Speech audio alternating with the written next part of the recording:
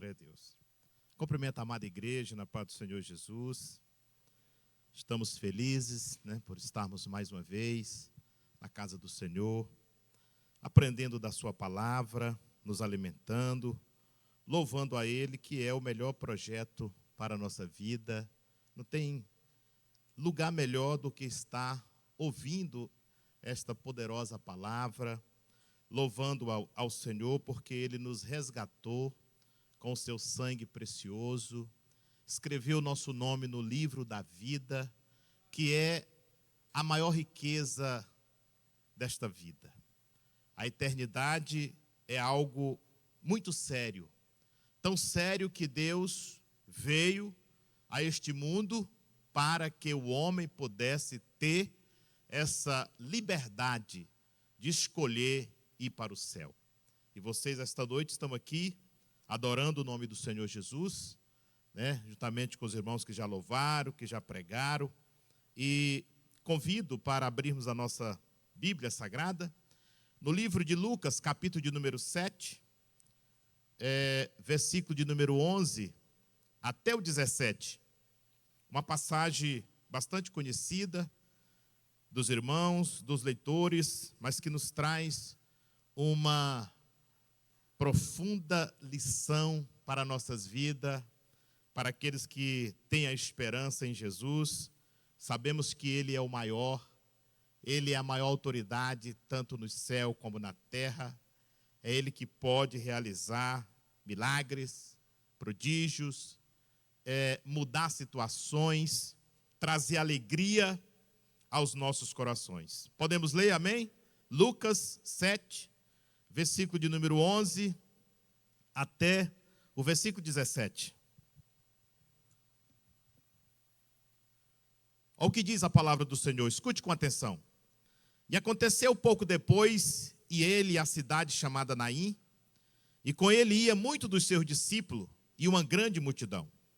E quando chegou perto da porta da cidade, eis que levavam um defunto, filho único de sua mãe, que era viúva, e com ela ia uma grande multidão da cidade.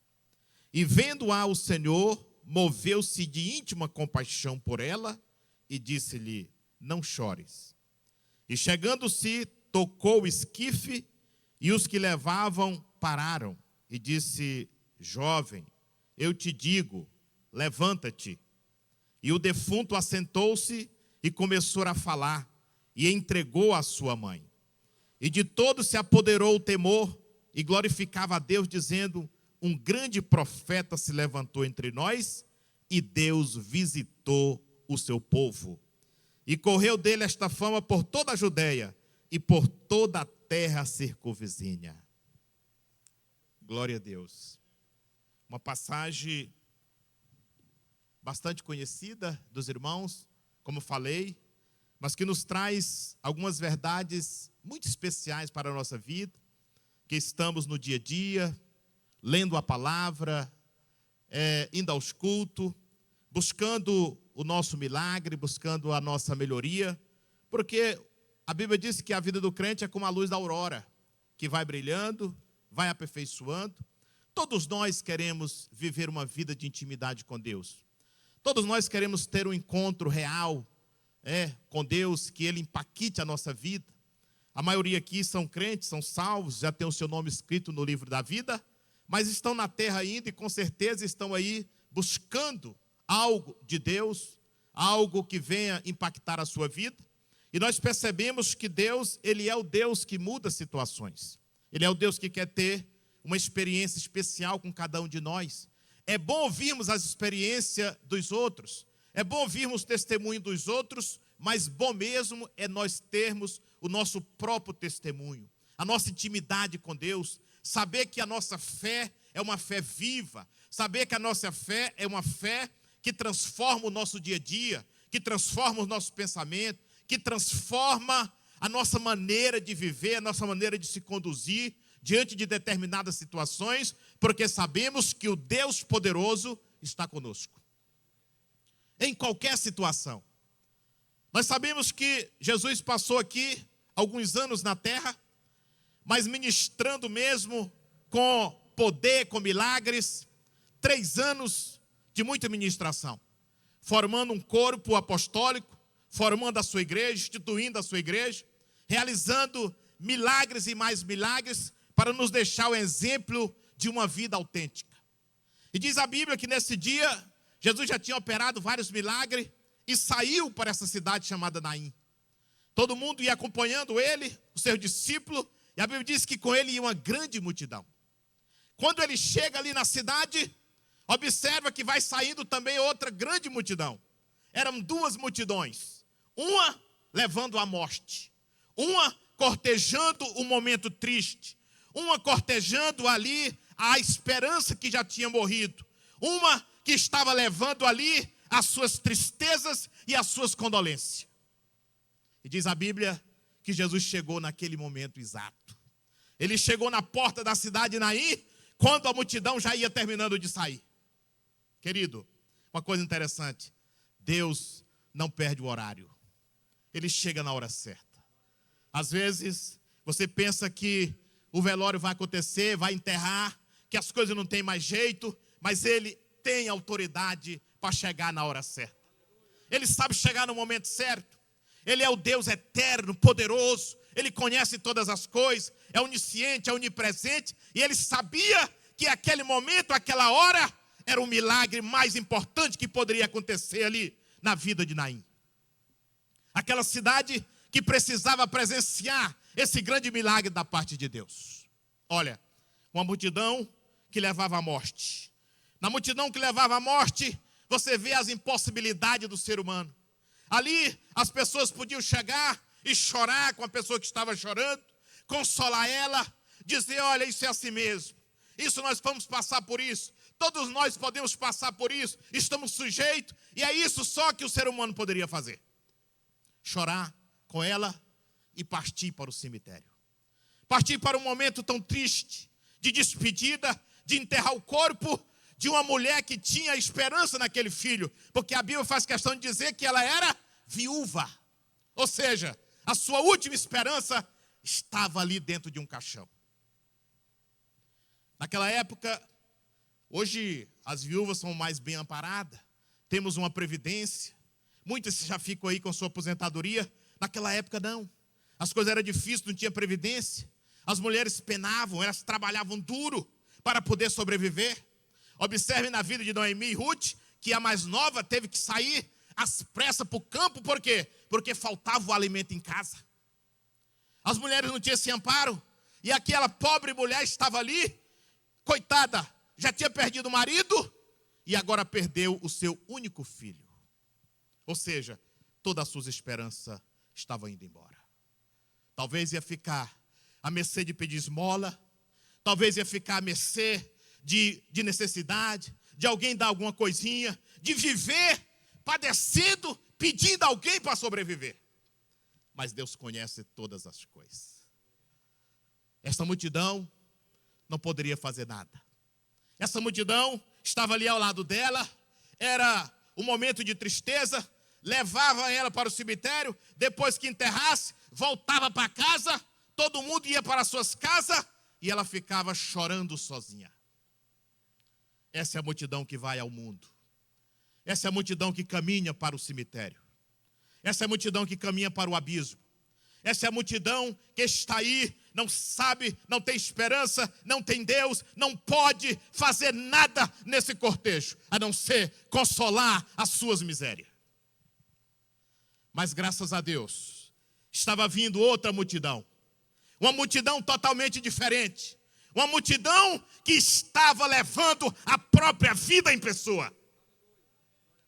Uma multidão, queridos, acostumada a ver milagres.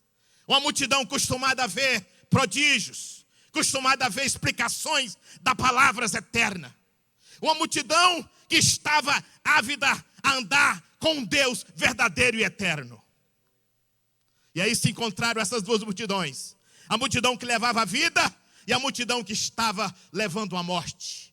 E de repente, esse que é o maior autoridade, esse que é Deus eterno e poderoso, esse que sabe todas as coisas, esse que sabia o momento exato que aquele cortejo fúnebre estava saindo.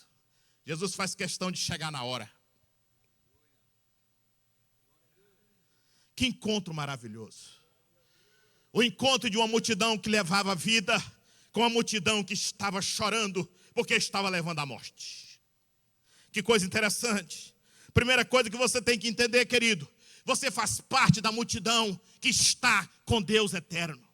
Você é igreja, você está aqui porque você tem uma esperança gloriosa. Você está aqui porque você sabe que a multidão que está com a vida, ela está sujeita a ver multiplicação de pães, ela está sujeita a ver cego ver, coxo andar, ela está sujeita a ver milagres no seu dia a dia. É essa multidão que você faz parte. A multidão que sabe que Deus está com você. É a multidão, queridos, que pode contar com Deus que transforma água em vinho, que transforma situações em todos os aspectos. E de repente ela se aproxima e a primeira coisa, querido, que a multidão que leva a vida começou a observar. Primeira coisa, a Bíblia diz que Jesus sentiu compaixão. Moveu-se de íntima compaixão pelaquela mulher. Que coisa interessante. É servir a um Deus vivo e eterno, que se compadece das nossas fraquezas, que tem as nossas fraquezas na sua mão. Hebreus capítulo 4, quase chegando no capítulo 5, diz que ele é um sacerdote grande e eterno, que se apresentou nos céus, que pode se compadecer das nossas fraquezas. Não como aqueles do passado, que não conheciam o nosso coração, que não conheciam as nossas necessidades, mas um que conhece realmente as suas necessidades reais. É Ele que está a interceder por nós. Primeira coisa em Deus é a compaixão. Ah, se não fosse a compaixão de Deus em nossas vidas. Mas a Bíblia diz que Jesus sentiu compaixão daquela pobre mulher. E falou para ela uma coisa que ninguém tinha coragem de falar para ela no meio da multidão. Até hoje, ninguém pode chegar num velório e dizer o que Jesus falou naquele momento. Você chega num velório, você chega quietinho, você abraça meus sentimentos, minhas condolências. Às vezes nem palavra você tem, você abraça ali, mas você não tem coragem de dizer aquilo que Jesus disse. Para ela, quando ela se levanta, que Jesus disse para ela: olha, mulher, não chores. Somente Jesus poderia fazer isso. Falar para alguém não chorar num velório é até um desaforo. É até não entender a dor de um luto. É até ser ignorante, ser insensível. Mas Jesus disse com autoridade: não chores. Não chores. Sabe por quê? Porque quem está falando contigo é aquele que enxuga lágrima. É aquele que pode transformar situações. E a Bíblia diz que ele chegou nela. Primeira coisa, não chores. Consolo. Nós vivemos uma multidão de consolo. A igreja consola. A palavra de Deus consola. Está preocupado, está ansioso, está querendo saber como é que vai ser o dia de amanhã. A Bíblia diz que cada dia tem o seu próprio mal. Não se preocupe. Leia a palavra, se deleite na palavra, viva a palavra de verdade, porque você com certeza vai se encher desse consolo que Deus disse para aquela mulher naquele dia: não chores. Mas não ficou só por aí. Os consolavam. E Jesus disse: não chores. E de repente, ele chega e manda parar. Olha aqui, outra coisa interessante. Mandar parar um velório, irmão, é coisa séria. Nós não temos capacidade de fazer isso. Tanto é que a ética diz que se você estiver passando e um velório está passando, você tem que parar para deixar que passe aquele cortejo. Jesus não. Jesus foi diferente. Jesus chegou. Primeira coisa que ele fez, que o sacerdote não podia fazer: tocar em morto. No esquife, tocar no caixão. Era proibido ao sacerdote. Era símbolo de impureza. E Jesus era o sacerdote além das limitações. Sacerdote segundo a ordem de Melquisedeque. Não era aquela ordem de Arão. Era uma ordem superior. Ele poderia tocar, pegar, tocar em leproso. Sacerdote não podia tocar em leproso. Sacerdote tinha algumas características que ele não podia fazer. Inclusive, tinha que oferecer sacrifício pelos seus próprios pecados. Jesus se ofereceu a si mesmo como cordeiro imaculado, vivo e eterno, para nos resgatar. E ele disse: pare. Quem é que tem coragem de parar, meu querido? Um velório. Pare. Quando pararam, os rapazes olharam, todo mundo olhou, ficou assustado. E Jesus disse: levanta-te. E aquele rapaz levantou-se da maca naquela hora. Que coisa gloriosa. Que Deus eterno e poderoso. Que Deus que você serve. Que Deus que você tem na sua vida ao seu lado. Que ressuscita morto. Que tem autoridade para parar o curso da morte. Este milagre, querido, a Bíblia diz que as pessoas ficaram admirados. As pessoas ficavam ali falando: meu Deus, o que está acontecendo? Cheio de pavor por causa desse milagre que aconteceu naquela cidade. Tudo isso para mostrar qual é o Deus que nós servimos. É um Deus de verdade, um Deus eterno, poderoso, um Deus que pode mandar você levantar da onde você estiver, um Deus que está contigo em todos os momentos da vida. Levanta. Ele levantou, sã e salvo. Jesus fez naquela hora uma coisa interessante. Levantou, desamarrou ele, porque eles eram atados. Tanto é que Lázaro, quando veio, Jesus disse: desamarra-o, desatai-o. Então era costume do Oriente, né, enfaixar o corpo. Aquele rapaz levantou e veio para a sua mãe, entregou a sua mãe. E ali Deus estava falando, Jesus estava dizendo para aquela mulher: olha, eu sou a tua esperança. Eu sou aquele que pode resolver a tua vida. Eu sou aquele que pode te dar alegria, que pode escrever o seu nome no livro da vida. Eu sou aquele Deus real, verdadeiro, que quer participar dos problemas da tua vida. Que coisa interessante, querido. Olha que situação daquela mulher. De repente estava, olha, tudo perdido, tudo ali esvaindo, e de repente aquela mulher recebe o seu filho com vida. Às vezes a gente passa pelos milagres da Bíblia e não analisa. Você já imaginou? Você recebeu um morto que estava ali, de repente você recebe de volta. Sabe o que significa isso, querido? Deus restaura projetos. Deus restaura vidas. Deus restaura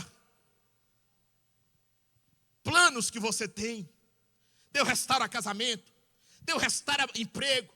Deus restaura vidas que estão já no caixão. Ele pode restaurar. Ele dá esperança. Coisa gloriosa é você viver com esperança, com alegria. Como é triste alguém que não tem mais esperança. Mas Ele é maior. Ele é eterno. Ele é soberano. Ele pode.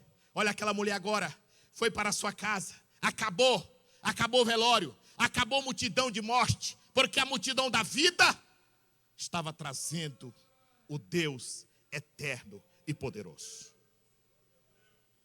Uma coisa interessante, querido, que nós temos que observar. Jesus está conosco todos os dias. É uma promessa. A sua igreja ela é infalível.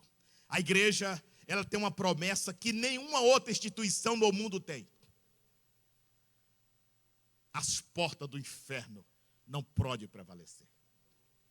A igreja é gloriosa. A igreja ela está preparada para o arrebatamento a qualquer momento. Porque existem duas igrejas. Existe a igreja invisível, que ela é sempre imaculada. Ela está preparada. No dia que a trombeta tocar, nós vamos subir. Nós não temos que estar preocupados que dia. Nós temos que estar preocupados com o preparo da nossa vida. Essa é a igreja imaculada. Existe a igreja denominacional, que é essa igreja que nós estamos convivendo, que fala, que cumprimenta, que dá uma palavra, que ajuda, que diz que você está assim, que é isso, convida. E Deus é o cabeça da igreja. Observe ali em Apocalipse, que ele trata com cada igreja da Ásia, tratando os pormenores, falando nomes, falando as lutas, falando as dificuldades, falando que estava com cada um, sabendo as obras de cada um, sabendo os defeitos de cada um. E ele disse que ele é aquele que anda no meio dos 7 castiçais. Jesus está com você. Jesus é contigo. Ele conta com a sua fé. Ele conta com a sua oração. Ele conta com a sua intercessão. Olha o tanto que é importante nós marcharmos com fé. Deus às vezes só quer um passozinho nosso para que Ele opere na nossa vida mais e mais. Primeiro, a vida do crente precisa ser alegre. Não é eu que estou dizendo isso, é a Bíblia. A Bíblia ela quer que a alegria é nossa. Por que Deus quer isso? Porque Ele é o maior, irmão. Há alguma coisa impossível para Deus? Essa pergunta foi feita para quem? Para Sara, não foi? Quando ela estava sorrindo, que estava grávida, e Deus fez essa pergunta: há alguma coisa impossível para Deus? Uma mulher de 90 anos grávida, irmão. Paulo disse que de um útero que não tinha mais vida, de algo que não tinha mais como. E as pessoas falam: não, mas é porque naquele tempo era diferente, só comia coisa natural. Não, irmão. O dia mesmo é 24 horas. Sabe quem era que levava a longevidade desse povo? Deus. Porque você vai perceber naquela mesma lista de homens com 800 e poucos anos, com 900 e poucos anos, você vai ver que tem gente ali com 35 anos que já era pai. Então, a idade era a mesma. Mas Deus segurava. E quando Deus falou para ela que daqui a 1 ano ela estaria com um bebezinho, ela sorriu e Deus fez essa pergunta, não foi? Há alguma coisa impossível para Deus? E o próprio Jesus respondeu isso aqui, cerca de muitos anos depois. Jesus disse: tudo é possível, não foi? Quando ele disse para o pai do garoto que você falou aqui hoje. Quando aquele garoto, quando o pai estava numa situação difícil, os discípulos não conseguiram resolver, e o pai chegou e jogou o problema para Jesus. E disse: Senhor, se tu podes, cura o meu filho. E Jesus disse: se tu podes? Respondeu a pergunta de Sara, devolvendo um problema para o pai do garoto. Tudo é possível ao que crê. E é por isso que Deus quer que nós tenhamos uma vida dinâmica. Paulo escrevendo aos Romanos, ele fala que nós vivemos uma vida em novidade de vida. É uma vida dinâmica. Por isso que o pentecostal, ele é dinâmico. É dínamo, é poder de Deus na vida. E eu já vou encerrar. Mas eu quero dizer que às vezes Deus só quer um passo seu para operar um grande milagre. Vem para o culto, irmão. Venha. Está difícil? Vem para a igreja. Vem para a escola dominical. Ore. Eu não sei orar. Pois dobre o joelho e fique calado. Eu não sei, ore 1 minuto. Ore 2. Ore 3. Daqui um dia, você está sendo uma pessoa de oração. Po Ying-shu, grande homem de Deus, morreu na Coreia. Disse que, como é que se aprende a orar? Orando. Como é que dá vontade de orar? É orando. Ninguém nasce sabendo orar. Até os discípulos disseram: Senhor, ensina-nos a orar. E orar não é fácil. Orar não é fácil, irmão. Sabe por quê? Porque você está humilhando a carne. Você está botando ali, tudo aqui, todo o seu ego está sendo humilhado naquele momento. Você está se dobrando o joelho. Mas Jesus quer apenas um passo seu.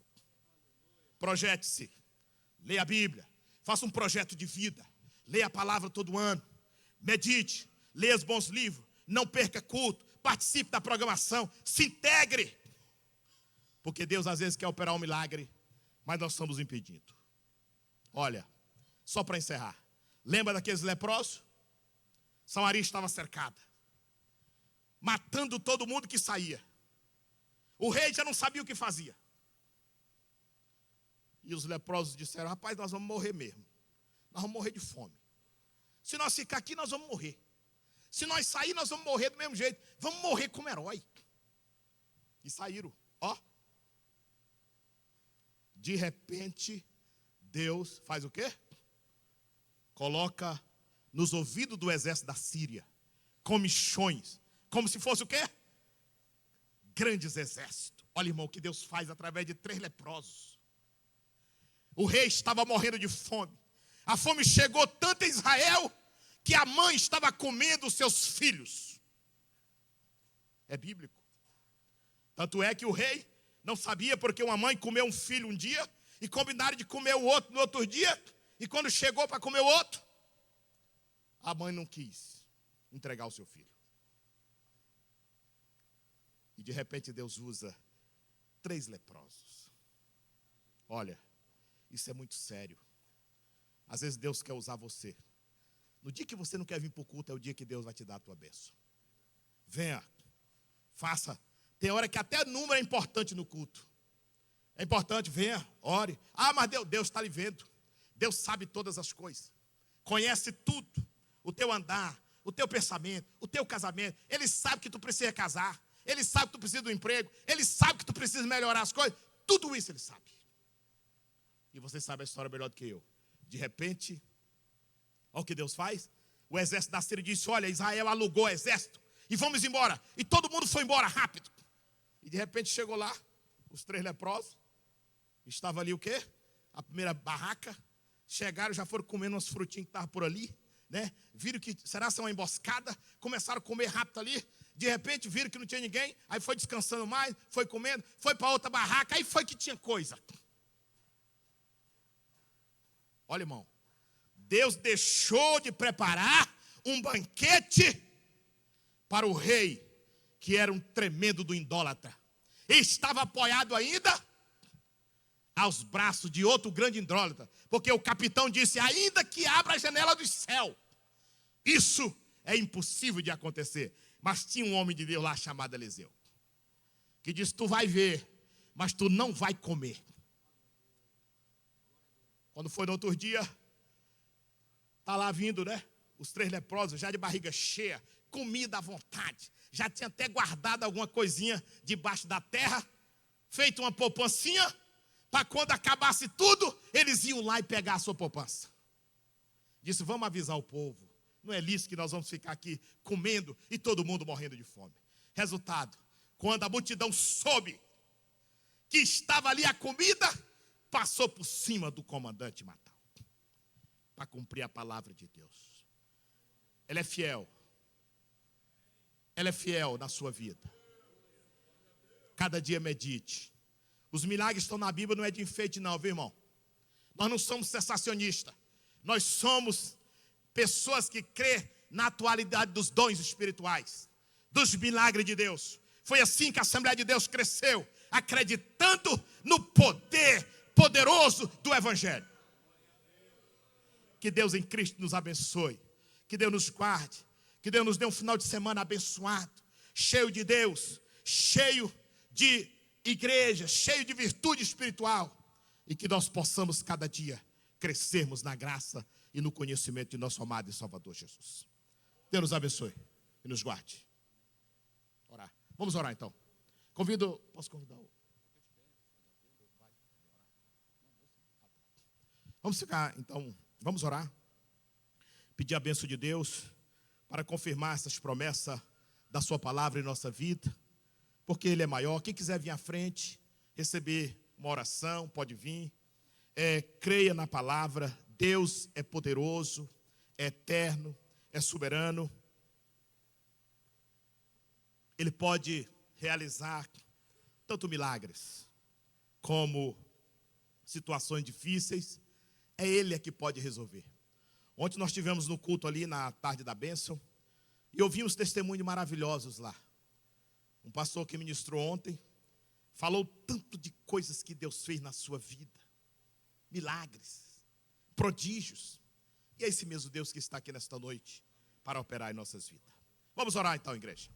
Amado Deus e soberano Senhor, Deus da glória, Pai santo e amado, nós estamos aqui, ó Pai, na Tua presença, te adorando, exaltando o Teu nome, porque só o Senhor é digno de receber toda a honra, toda a glória e todo o louvor.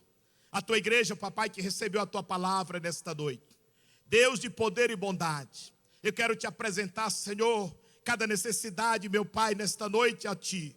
Os Teus filhos, ó Deus, que estão aqui a Te clamar, aqueles que precisam de um milagre, aqueles que precisam, Papai, de um dínamo na vida, de um poder para vencer, aqueles que precisam de ânimo espiritual, que o Senhor Deus nesta hora possa descer com o teu bálsamo. Que o Senhor Deus de poder possa trazer a alegria espiritual. Possa, meu Pai, operar a vida de cada um que está aqui nesta noite, levando em paz para o seu lar, trazendo alegria, dando uma noite, ó Pai, de bênçãos espirituais, de sonhos espirituais, ó Deus, na vida dos teus filhos. Deus poderoso e eterno, os irmãos que vieram na frente, te apresento, ó Deus, as suas necessidades. Eu não conheço, ó Deus, mas o Senhor é o Deus que conhece a necessidade de cada um. Tu é o Deus que ressuscitou o filho da viúva de Naim. Tu é o Deus que traz esperança. Tu é o Deus eterno e poderoso que pode transformar as nossas vidas. Situações, ó Pai, que só o Senhor conhece. É o que nós te pedimos e agradecemos no bondoso nome de Jesus. Amém, Senhor.